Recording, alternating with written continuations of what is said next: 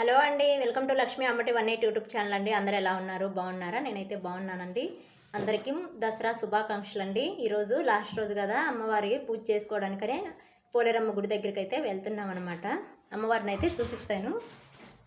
అమ్మవారి అలంకరణ అయితే చూసేయండి. అమ్మవారు ఎంత బాగున్నారో ఇవాళ.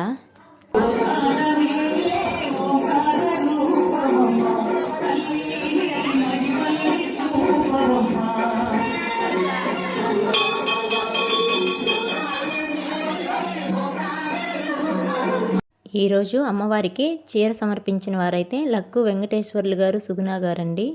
అమ్మవారికి చీర అయితే సమర్పించారనమాట. ఆ తల్లిని అయితే చాలా బాగా అలంకరించారు.